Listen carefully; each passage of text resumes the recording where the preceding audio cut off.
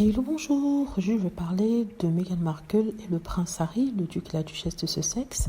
Je vais revenir sur une vidéo que j'ai postée hier, une vidéo sur les activités commerciales du couple et sur la décision que j'avais prise de ne plus en parler, malgré les questions qui me sont faites par des fans et haters, que je comprends, voient des articles écrits dessus en anglais et me demandent de commenter parce qu'ils ne comprennent pas forcément. Alors, donc hier, j'avais parlé des droits d'un livre qu'avait acheté, entre guillemets, Meghan Markle. En fait, c'était les médias qui disaient que Harry et Meghan avaient acheté ces droits-là. Il n'y avait pas eu confirmation d'aucune des deux parties, c'est-à-dire l'autrice du livre ou alors des Sussex. J'avais dit que je ne prendrais les choses pour comptant que lorsqu'il y aurait confirmation de la part des Sussex, n'est-ce pas?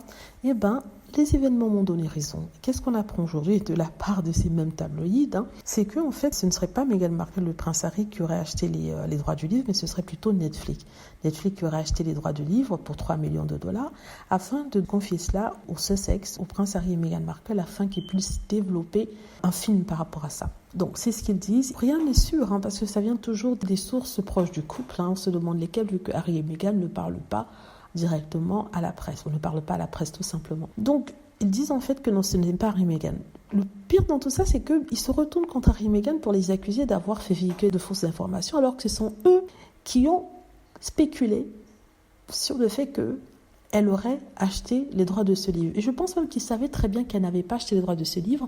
Ils faisaient ce qu'ils font d'habitude, c'est-à-dire qu'ils écrivent des mensonges pour venir démentir et pour ensuite accuser les Sussex d'avoir menti, alors que ceux-ci ne se sont jamais exprimés, n'est-ce pas? Ils essayent de faire passer ça pour, soi-disant, des sources proches, mais les sources proches, ce ne sont pas les Sussex.